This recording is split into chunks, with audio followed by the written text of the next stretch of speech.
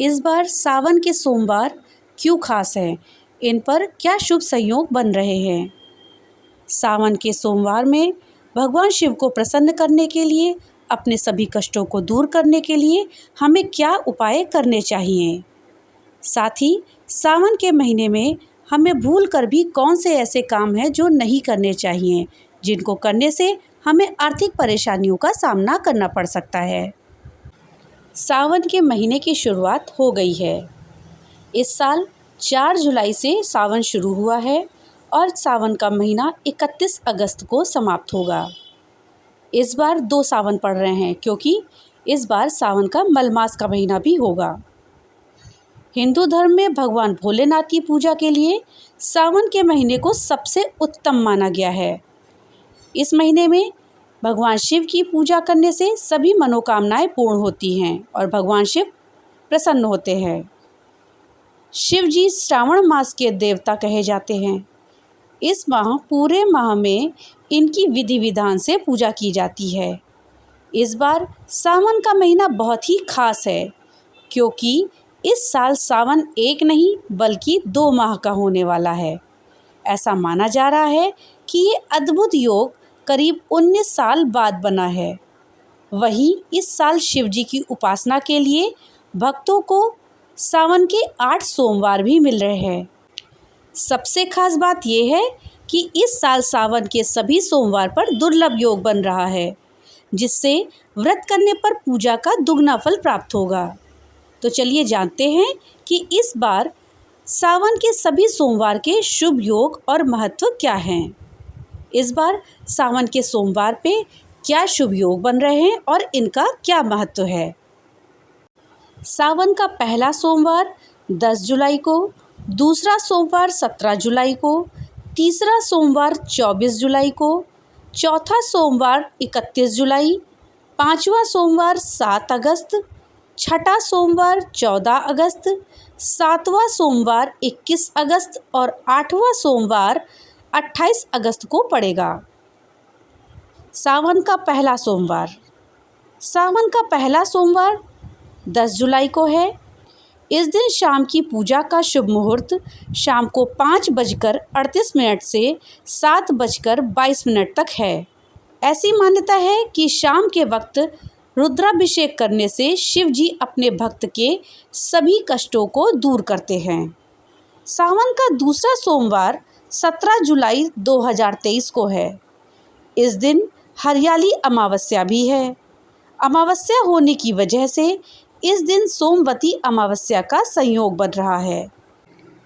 सोमवती अमावस्या के दिन शिव पूजा से पितृ, शनि और काल सर्प दोष से मुक्ति मिलती है। 24 जुलाई 2023 को सावन का तीसरा सोमवार है। सावन के तीसरे सोमवार पर रवि और शिव योग का संयोग बन रहा है। मान्यता है कि शिव योग में की गई भोलेनाथ की पूजा हर कार्य में सफलता दिलाती है। तीसरे सोमवार के दिन अगर आप पूजा करेंगे तो आपको हर कार्य में सफलता प्राप्त होगी। 31 जुलाई 2023 को सावन के चौथे सोमवार के दिन रवि योग बन रहा है। रवि योग में पूजा करने से मान सम्मान में बढ़ोतरी और धन में वृद्धि होती है। पांचवा सावन सोमवार 7 अगस्त 2023 को सावन के 5वें सोमवार पर शूल और रवि योग का निर्माण हो रहा है। मान्यता है कि इस दिन पूजा और व्रत करने से अखंड सौभाग्य का आशीर्वाद प्राप्त होता है। छठा सावन सोमवार 14 अगस्त 2023 को सावन का छठा सोमवार है, जिसे बहुत ही खास माना जाता है क्योंकि इस दिन सावन और अधिक मास की शिवरात्रि भी है। इसके अलावा सिद्धि योग और सर्वार्थ सिद्धि योग का संयोग बन रहा है। 21 अगस्त को सावन के 7वें सोमवार के दिन नाग पंचमी है। साथ ही इस दिन शुभ बुधादित्य योग का संयोग भी बन रहा है। सावन का आखिरी और 8वां सोमवार 28 अगस्त 2023 को है। इस दिन पुत्रदा एकादशी, सोम प्रदोष व्रत, आयुष्मान योग का संयोग बन रहा है। इस दिन व्रत रखने वालों को शिव संग भगवान विष्णु की पूजा का पुण्य भी प्राप्त होगा। सावन के अंतिम सोमवार में आपको एकादशी और सावन के सोमवार दोनों का ही फल प्राप्त होगा, क्योंकि आप उस दिन विष्णु भगवान और शंकर भगवान दोनों की पूजा अर्चना करेंगे।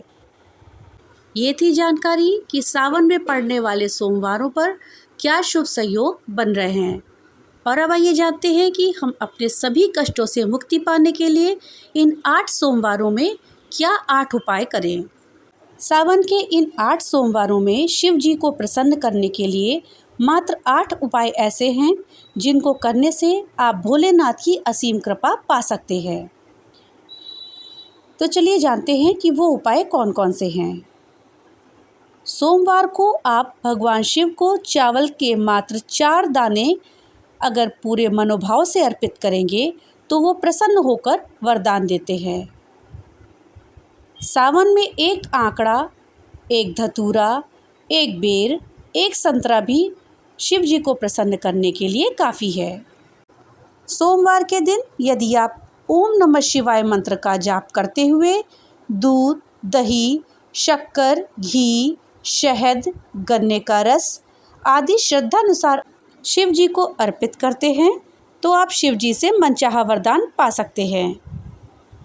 भोलेनाथ तो मात्र 1 कलश शीतल जल धारा से प्रसन्न हो जाते हैं, तो यदि आप उनको 1 लोटा जल चढ़ाते हैं तो वो उससे ही प्रसन्न हो जाते हैं।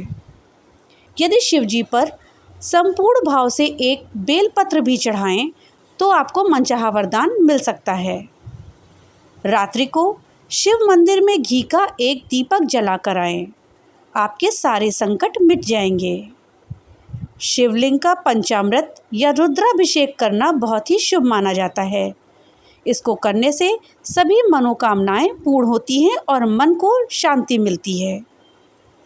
सोमवार को व्रत रखकर महामृत्युंजय मंत्र का जाप करें। ऐसा करने से आपके सभी कष्ट दूर होंगे और आपको मनचाहा वरदान मिलेगा। तो इस तरह से आप इन 8 तरीकों को अपना करके भोलेनाथ को प्रसन्न करके उनसे मनचाहा वरदान प्राप्त कर सकते हैं। सावन के महीने में हमें कौन कौन से काम नहीं करने चाहिए, जिनको करने से हमें आर्थिक परेशानियों का सामना करना पड़ सकता है। सावन मास में भगवान शिव की पूजा के साथ साथ माँ पार्वती की भी पूजा की जाती है। इस मास में भगवान शिव की विधि विधान से पूजा करने पर मान्यता है कि भगवान शिव हर मनोकामना को पूरा करते हैं। सावन मास में कुछ कामों को नहीं करने की भी मान्यता है, क्योंकि इन कार्यों को करने से भगवान शिव नाराज हो जाते हैं। तो चलिए जानते हैं कि वो कौन से ऐसे काम हैं जिन्हें हमें सावन के महीने में नहीं करना चाहिए। सावन के महीने में बाल और दाढ़ी बनवाना अशुभ माना जाता है। यदि आप सावन में भगवान शिव का व्रत रखते हैं तो आपको बाल, दाढ़ी और नाखूनों की कटाई से परहेज करना चाहिए। इसके अलावा शरीर पर तेल की मालिश करवाने से भी बचें। मान्यता है कि ये कार्य सावन मास में ग्रह दोष को बढ़ा सकते हैं और साथ ही सावन के व्रत का फलदायी असर कम होगा। दाढ़ी और बाल कटवाने का नियम सभी पर लागू नहीं होता है, यह व्यक्ति की अपनी इच्छा पर निर्भर करता है। सावन महीने में बाल और दाढ़ी कटाने से ज्योतिष द्वारा दिए गए नियमों का उल्लंघन होता है। सावन के महीने में अपने माता पिता और गुरुओं की पूजा का विशेष महत्व होता है। उन्हें आदर्श भाव से सम्मान दें और उनके आदेशों का पालन करें। घर की साफ सफाई को विशेष ध्यान दें। सावन के महीने में अपने घर को साफ और सुरम्य रखें। इससे पूजा के लिए शुद्ध और शांतिपूर्ण माहौल बनता है और आपको ध्यान केंद्रित करने में मदद मिलती है। सावन के महीने में मांस और शराब का सेवन कदापि नहीं करना चाहिए। इस पवित्र महीने में दोपहर के समय सोने से बचना चाहिए। हमें सावन के महीने में दोपहर में नहीं सोना चाहिए। सावन में प्याज और लहसुन जैसे तामसिक भोजन का सेवन भी नहीं करना चाहिए। इस महीने में कांस के बर्तन में भोजन नहीं करना चाहिए। भगवान शिव को तुलसी के पत्ते कभी भी ना चढ़ाएं। तो दोस्तों, ये ऐसे कुछ कार्य हैं जिनको हमें सावन के महीने में नहीं करना चाहिए। अगर हम इन कामों को करेंगे तो भगवान भोलेनाथ की कृपा हमको नहीं प्राप्त होगी। तो दोस्तों, ये जानकारी आपको कैसी लगी हमें कमेंट बॉक्स में लिख करके ज़रूर बताइएगा। वीडियो अच्छी लगे तो लाइक और ज़्यादा से ज़्यादा शेयर करिएगा। चैनल पर नए आए हैं तो सब्सक्राइब करिएगा। तो मिलते हैं अगली नई वीडियो के साथ। तब तक के लिए राधे राधे।